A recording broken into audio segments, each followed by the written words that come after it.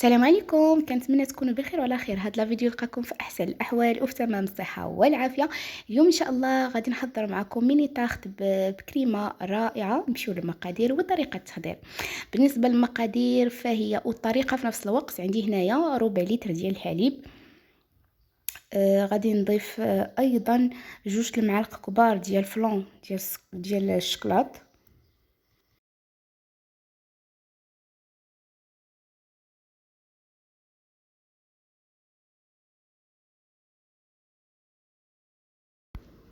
ايضا غادي نحتاجو هنايا، عندي واحد ساشي ديال الكاكاو المر،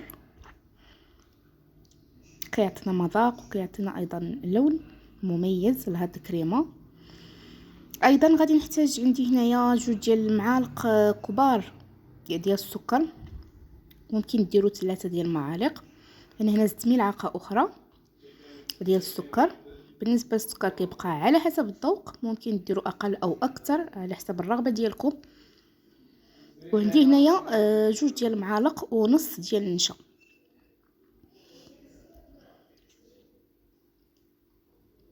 انا هنا درت معالق يعني مع مرينش ديال النشا، وغادي نخلط الكل جيدا حتى كينسجموا لينا هاد العناصر. وغادي نديروه فوق النار مع التحريك المستمر ضروري. يعني نتوما ما تحيدوش يديكم هكا على الكريمه، يعني ضروري كتبقاو تحركوها فوق النار حتى كنتحصلوا على واحد القوام اللي كيكون بهذا الشكل. كتشوفوا القوام ديال الكريمه كيفاش كيجي. بالنسبه الى بغيتو تجيكم عاقده اكثر من هكا كتزيدوا النشا. وهنايا غادي نزيد 6 ديال القطع ديال الشكلاط الاسود، ممكن ديروا اكثر.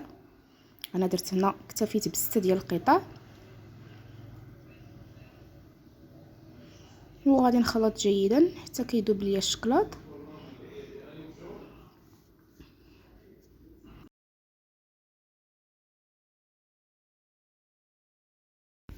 وعندي هنايا العجينه ديال لي طاغطوليت هذه، خديتها واجده يعني لضيق الوقت.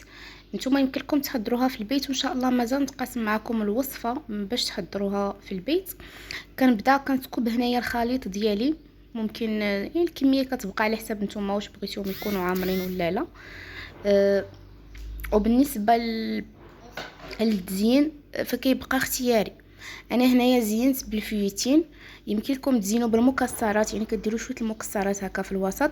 يمكن لكم تديروا الكريم شونتيي تخفقوها، ومن بعد ما كيبردوا هاد لي طاغطوليت كتبداو تديروا الكريمه في البوش وكتبداو تزينوا هكا من الفوق، وكديروا هكا خطوط ديال الشكلاط ولا ديال الكراميل. المهم كيبقى الاختيار، التزيين كيبقى اختياري، كيرجع لكم نتوما. وممكن تخليوهم هكا كيكونوا عاديين حتى هما كيجيو مزيانين.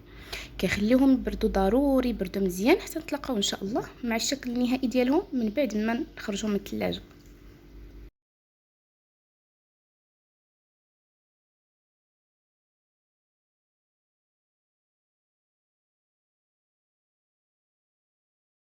وهذا كيكون الشكل النهائي ديال الطاغطوليت ديالي من بعد ما بردوا. كنتمنى ينالوا الاعجاب ديالكم وتجربوهم، لانهم فعلا كيستحقوا التجربه وكيجيو اكثر من رائعين.